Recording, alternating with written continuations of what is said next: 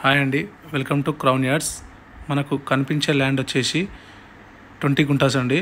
Square bit, red soil, Hyderabad to Siddipet రోడ్డుకి 2 కిలోమీటర్ల దూరంలో ఈ సైట్ వచ్చిందండి.